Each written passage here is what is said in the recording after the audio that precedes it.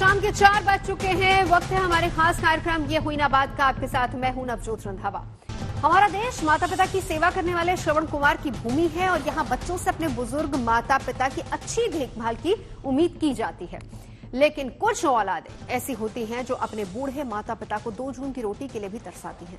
माता पिता से प्रॉपर्टी मिलने के बाद उनसे नाता तोड़ लिया जाता है। ऐसी एक दर्द भरी दास्तान मध्य प्रदेश के इंदौर से सामने आई है। यहां तक कि बुजुर्ग महिला को उसी की इकलौती बेटी ने ठग लिया। संपत्ति और कैश हड़पने के बाद उसने अपनी बुजुर्ग मां को घर से बाहर कर दिया। मगर इस मामले में अब इंदौर की फैमिली कोर्ट ने एक अहम फैसला सुनाया है। फैसला ऐसा है जिसे एक नजीर के तौर पर देखा जा सकता है। अदालत ने आदेश दिया कि महिला अपनी बुजुर्ग मां के भरण पोषण में सक्षम है, ऐसे में उसे हर महीने 3,000 रुपए देने होंगे। ये मामला कोर्ट तक पहुंच पाया तो न्याय मिल पाया। लेकिन अगर देखा जाए तो देश में कई ऐसे बुजुर्ग हैं जो अपनों की ठोकरें खाकर जीने को मजबूर हैं। कोर्ट तक कोई भी नहीं जाता और ना ही जाना चाहता है। तेजी से बढ़ते वृद्धाश्रम इसके गवाह हैं। तो ऐसे में जानना बहुत जरूरी है कि सीनियर सिटीजन्स के अधिकार क्या क्या हैं। क्या औलाद मनमानी करे तो कहां और कैसे शिकायत की जा सकती है। इसके अलावा उस मानसिकता को भी समझना होगा जहां पर रिश्तों से पहले स्वार्थ आता है। इन्हीं सवालों के इर्द गिर्द हम चर्चा करेंगे। हमारे साथ स्टूडियो में तमाम खास मेहमान मौजूद होंगे, लेकिन शुरुआत करते हैं इस रिपोर्ट के साथ।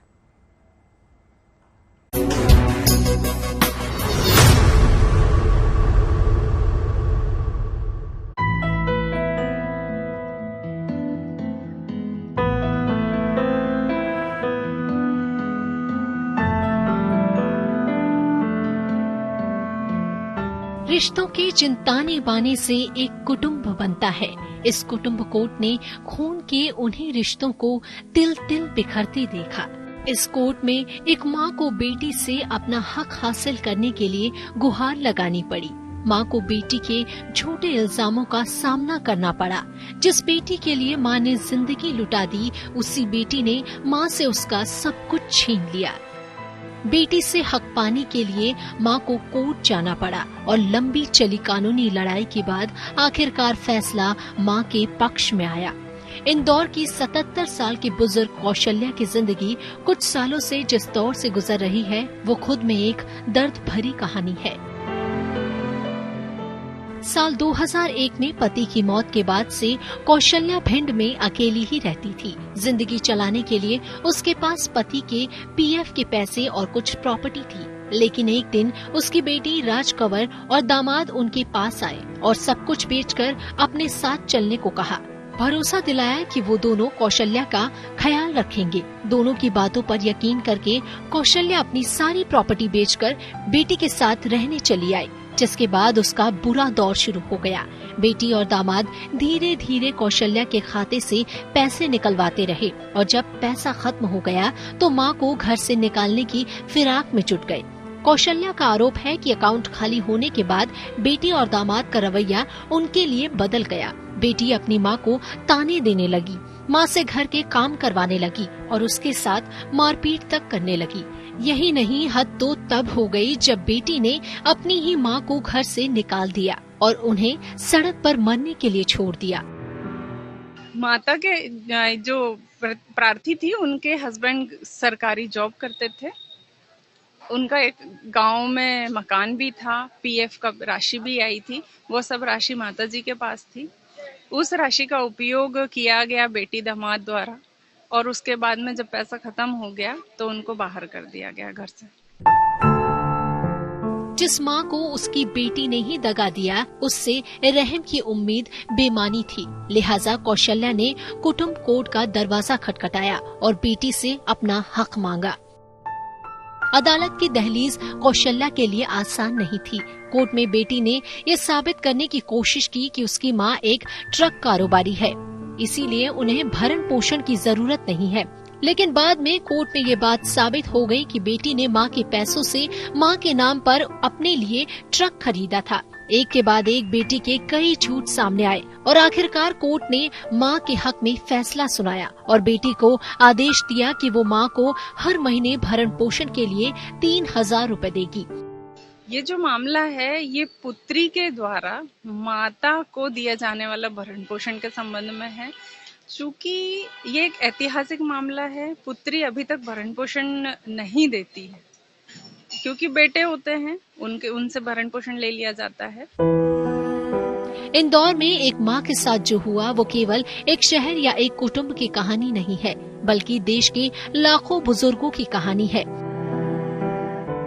आंकड़े बताते हैं कि देश के 728 वृद्ध आश्रमों में करीब 2 करोड़ से ज्यादा बुजुर्ग रहते हैं। इसमें से ज्यादातर बुजुर्ग वो हैं जिनसे उनकी प्रॉपर्टी लेने के बाद उनके बच्चों ने उनसे मुंह मोड़ लिया है। ऐसे बुजुर्गों की भी कमी नहीं जो बेटे बहुओं का ताना सहकर भी उनके साथ रहने पर मजबूर है। इंदौर की घटना कानूनन भले एक मां की जीत की कहानी है, लेकिन ये कहानी अपनों से रिश्तों के हार जाने की दास्तां भी है। इंदौर से Dharmendra Sharma, good news today.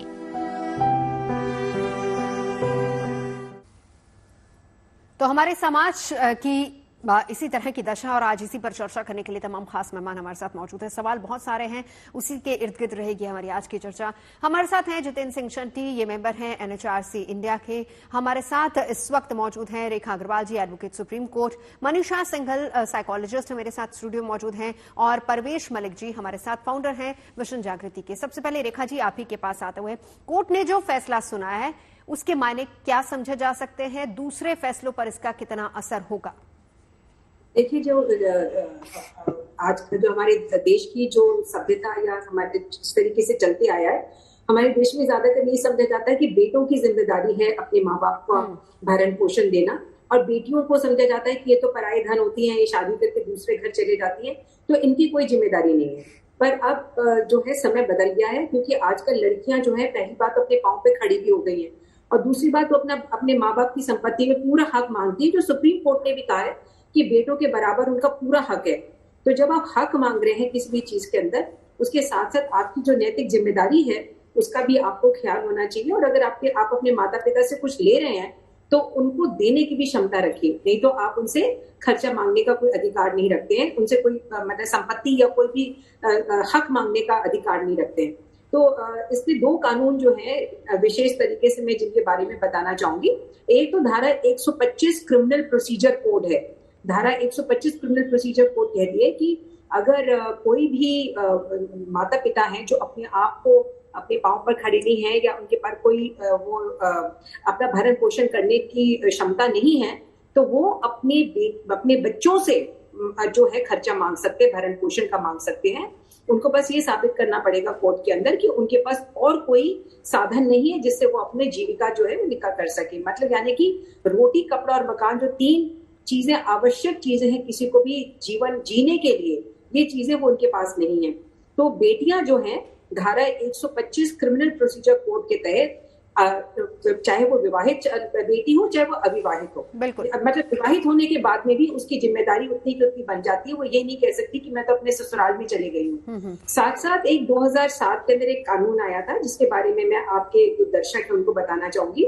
वो है maintenance and welfare of senior citizen act, जिसके अंदर कोई भी अगर बच्चा, चाहे वो बेटा हो चाहे वो बेटी, अगर वो अपने माँ बाप से कोई भी संपत्ति का अधिकार मांगते हैं कि ये संपत्ति जो है मतलब इसके अंदर हमें पूरा हक चाहिए आपका, तो आप माता पिता कह सकते हैं कि भाई अगर तुमको हक चाहिए तो साथ साथ आप हमारा जो है ध्यान भी रखिए और हमारी जो मेंटेनेंस है वो भी प्रोवाइड करिए। बिल्कुल। तो वो जिम्मेदारी पूरी की पूरी अब बेटियों के ऊपर भी हो गई है। और ये जो जैसे मैं यही कहूंगी कि समाज का रुख बदल रहा है। बिल्कुल, बेटियां जो है अपना हक लेती हैं तो अपनी जिम्मेदारी को भी पूरा समझे। बिल्कुल, अगर आप प्रॉपर्टी में या सारी चीजों में अपना हक रखते हैं तो जिम्मेदारी भी आप ही की बनती है। कोर्ट ने यही फैसला सुनाया है। रेखा जी ने बहुत अच्छे से दोनों पॉइंट्स के साथ इस चीज को समझाया।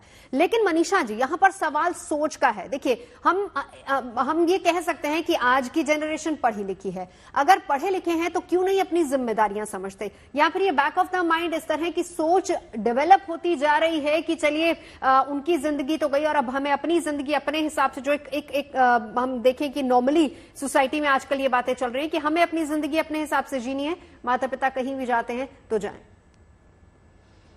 देखिए, वेस्टर्नाइजेशन काफी हो चुका है, लेकिन कहीं ना कहीं हम हैं इंडियन ही, और हम अपने वैल्यू सिस्टम को भी फॉलो करना चाहते हैं, लेकिन साथ में कुछ चीजें हम भूल जाते हैं। हाँ। क्योंकि जिन चीजों के लिए हमें लगता है कि वो ग्रांटेड हैं, जो कहीं नहीं जाने वाली, जिनके लिए हम बहुत ही सिक्योर हैं, उनको हम थोड़ा सा निग्लेक्ट कर देते हैं।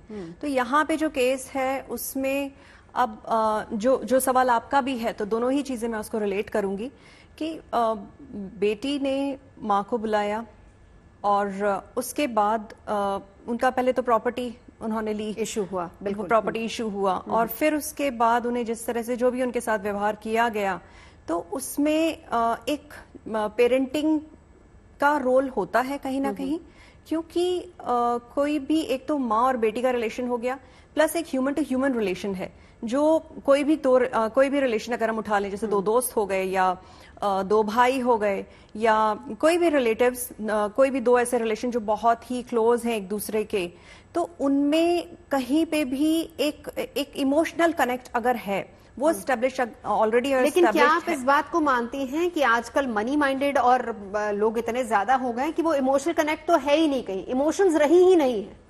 इमोशंस नहीं रह गए हैं, लेकिन उसका रीजन है, वही चीज मैं यहाँ पे समझाना चाहती हूँ कि एकदम से बेटी का जो ये व्यवहार आया है वो भी एकदम से नहीं आया होगा, सडनली कोई भी चेंज नहीं होता है।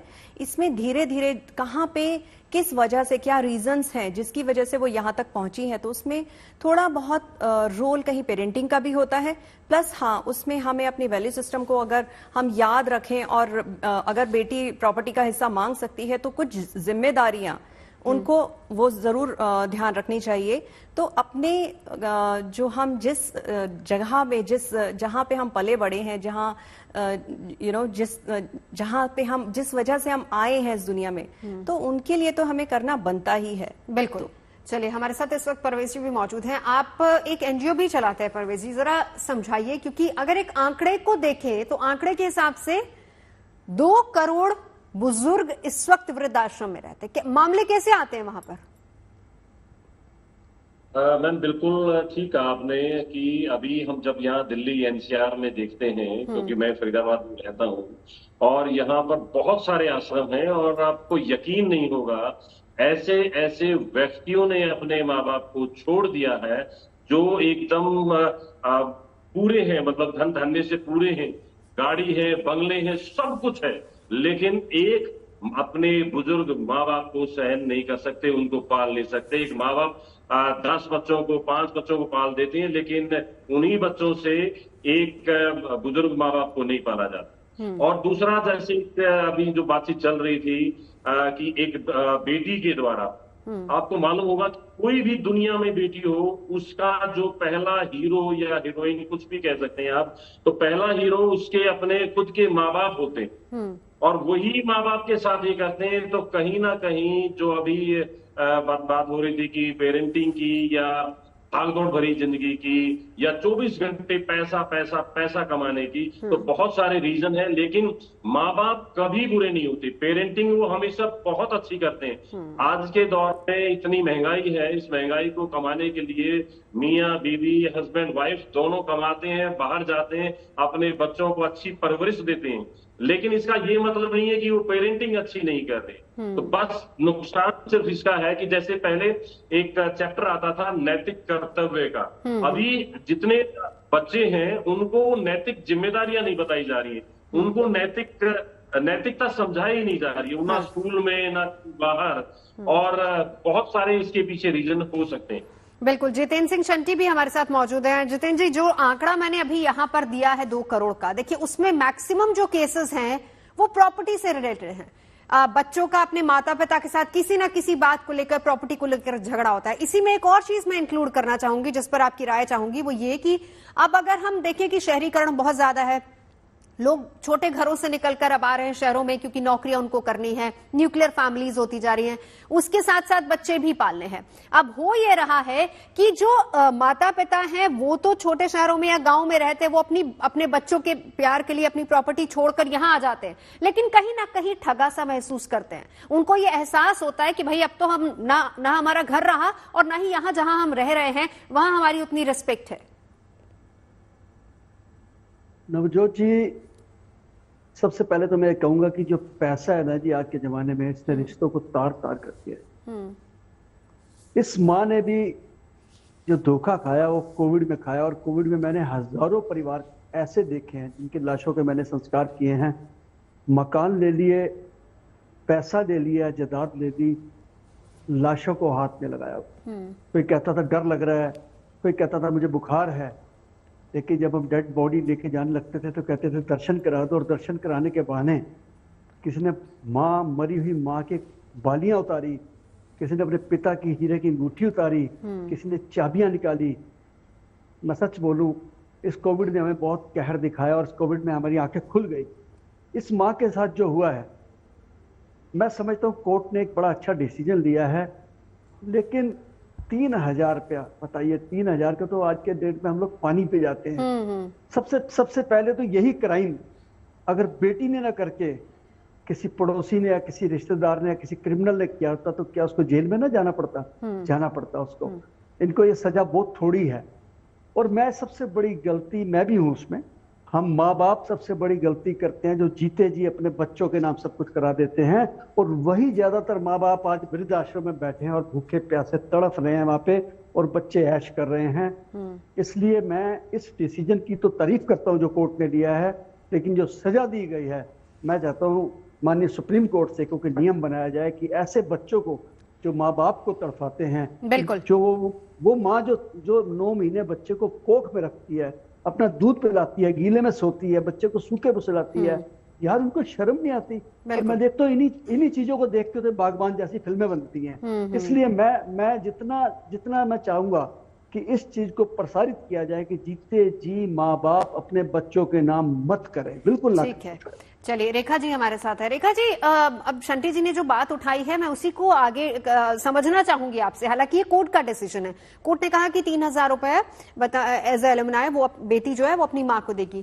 पहली बात रेखा जी ये समझाइए, क्या 3,000 इनफ है? कोर्ट ने क्या सोचकर डिसीजन दिया होगा, ये बात। और दूसरी बात ये कि इसमें अगर जाहिर सी बात है कि ये उस डिसीजन में ये शामिल नहीं है कि वो बुजुर्ग महिला की पूरी जिम्मेदारी उसकी बेटी की होगी। अब वो किस तरीके से, अब देखा जाए तो 3,000 पहली बात तो रकम उतनी इनफ है नहीं, और दूसरा आगे वो महिला किस तरीके से जिंदगी जिएगी। कोर्ट के डिसीजन के मायने समझना चाह रहे हैं।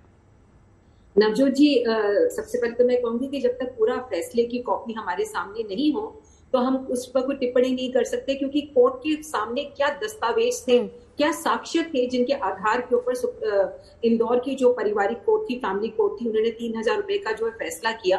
उनके पास में कुछ तो कागज होंगे ना जिसके ऊपर किया। तो जब तक मैं पूरा फैसला नहीं पढ़ूं तो मैं ये नहीं कह सकूंगी, सही नहीं होगा कि ये 3,000 रुपए जो थे क्यों, किस सर्कमस्टांसेस के अंदर ये ऑर्डर करा गया।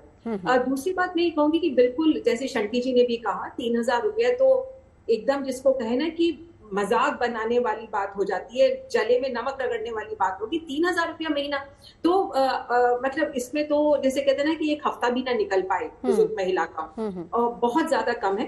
परंतु उस बात को मैं रिपीट करती हूँ, एक तो सर्कमस्टांसेस देखने पड़ेंगे, और दूसरा कि ये मुकदमा जो था, जो वृद्ध महिला ने जो करा था, वो कौन से कानून के तहत करा था। क्या उन्होंने Hindu adoption and maintenance act में किया था, क्या उन्होंने धारा 125 क्रिमिनल प्रोसीजर कोड के तहत किया था, या क्या उन्होंने जो 2007 के अंदर maintenance and welfare of senior citizen act है जिसमें ट्रिब्यूनल के अंदर कंप्लेंट करी जाती है, क्या उसके अंदर कहा था।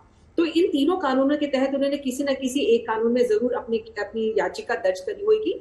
और अगर 125 क्रिमिनल प्रोसीजर कोड के अंदर करा उन्होंने ये कंप्लेंट करी, जो मुझे लगता है कि 125 में करी होगी, क्योंकि वो कानून सबसे स्पष्ट और पुराना कानून है जो साफ कहता है कि बच्चों को, चाहे वो बेटा हो चाहे बेटी, उसकी पूरी जिम्मेदारी होगी।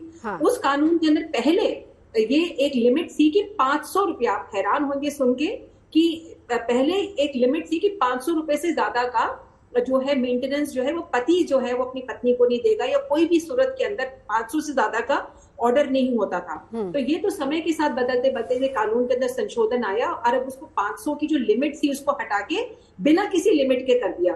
परंतु कोर्ट को भी जो है वो सारे डॉक्यूमेंट्स देखने पड़ते हैं। एक चीज मैं यहाँ पर जो बताना चाहूंगी कि अगर वो जो लड़की जो है, बेटी जो है जिसके ऊपर ये ऑर्डर पास किया गया, वो बेटी क्या काम करती है ये भी देखना जरूरी होगा, क्योंकि जो एक मिनिमम वेजेस एक्ट है, मिनिमम, ज्यादातर कोर्ट क्या करती है कि ऐसे केसेस के अंदर मिनिमम वेजेस एक्ट के आधार के ऊपर फैसला देती हैं कि न्यूनतम जो हमारे देश के अंदर जो किसी भी वर्कर को, चाहे वो जैसे कहते हैं ना कि कोई सामान ढोने वाला व्यक्ति भी हो, उसकी कोई फैक्ट्री वगैरह में वो काम करता है तो उसको कितनी मिनिमम सैलरी मिलती है, उस हिसाब से जो है वो उसको दृष्टिकोण में रखते हुए कोर्ट फैसला करती है।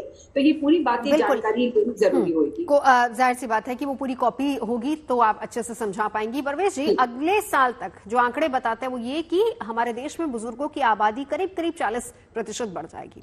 जाहिर सी बात है कि ऐसे केसेस भी बहुत ज्यादा बढ़ेंगे। और मेरा वही सवाल जो मैंने शंटी जी से पूछा था, मैं आपसे भी जानना चाहूंगी कि जो आपके पास केसेस आते हैं, देखिए शहरों में सबसे ज्यादा ये इशू है, वही बात दोबारा कह रही हूं कि अपनी प्रॉपर्टी, एक जमा जमाया घर, एक जमी जमाई प्रॉपर्टी बेच के बच्चों के पास पेरेंट्स आ जाते हैं और फिर खुद को ठगा सा महसूस करते हैं। जब आपके पास ऐसे केसेस आते हैं, जो बुजुर्ग आपके पास वहां पर रहते हैं, उनमें किस तरह के केसेस ज्यादा हैं? उनमें अधिकतर केसेस ऐसे होते हैं, और हिंदुस्तान में खासकर, क्योंकि देश हमारा भावनाओं का देश है, और भावनाओं में आके कोई भी जब बुजुर्ग माँ बाप अपनी सारी संपत्ति अपने बच्चों को, बेटों को और बेटियों को दे देते हैं और वो अपने पास एक फूटी कौड़ी भी नहीं रखते, ये एक सबसे बड़ा दुर्भाग्य है कि माँ बाप को ये सोचना चाहिए, क्योंकि वो भावनाओं में आकर मेरा बेटा मेरा बेटी करते रहते हैं, लेकिन आखिर में कब किसकी बुद्धि भ्रष्ट हो जाती है वो परमात्मा जानता है। तो इसलिए मैं हर एक बुजुर्ग को, हर एक माँ को, हर एक पिता को ये कहना चाहता हूँ कि यदि उनके 2 बच्चे हैं, यदि उनके 3 बच्चे हैं, तो तीनों को हिस्सा देकर एक हिस्सा अपने पास आजीवन बनाकर रखें, ताकि उस एक जो आपके पास, जो चाहे आपके पास हो या ना हो, एक छोटी सी बस जल्दी से कहानी सुनाता हूँ। एक माँ बाप थे और उनके पास कुछ भी नहीं था, लेकिन उन्होंने अपने चारपाई के नीचे ट्रक रखा था और ट्रक में बहुत सारी ईंट वींट भर दी थी। बच्चे आते थे, पूछते थे इसके नीचे क्या है, कि इसमें ना बहुत सारा पैसा है। जब वो बुजुर्ग चले गए परमपिता परमेश्वर के पास, जब बच्चों ने खोल कर देखा तो उसमें कुछ नहीं लिखा, लेकिन उसके कारण उसकी हमेशा सेवा होती रही जी। और जैसा लेकिन यहाँ पर परवेश जी सबसे इम्पोर्टेंट ये भी है, देखिए पैसा सब कुछ नहीं होता। हम जिस इमोशनल कनेक्ट की बात कर रहे हैं, वो किस तरीके से खून के रिश्तों में डिस्कनेक्ट होता जा रहा है, वो भी हम समझेंगे। हमारे साथ साइकोलॉजिस्ट भी मौजूद है।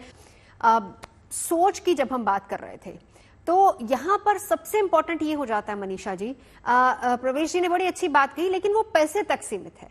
हम यहाँ पैसे से अलग भी बात कर रहे हैं, क्योंकि बहुत सारे ऐसे भी हमने बच्चे देखे हैं, या कहें कि पेरेंट्स भी देखे हैं, जहां पर पैसा नहीं भी होता, लेकिन एक इमोशनल कनेक्ट इतना ज्यादा होता है कि वहां पे पैसा मायने नहीं रखता है। भले वो एक कमरे में रह रहे हैं, लेकिन रहेंगे सब इकट्ठे। मनीषा जी। इमोशंस की जो आपने बात करी, तो इसमें इमोशनल इंटेलिजेंस कहीं ना कहीं मैटर करती है, और आपकी इमोशनल इंटेलिजेंस के साथ में प्रेफरेंसेस, क्या प्रेफरेंसेस हैं।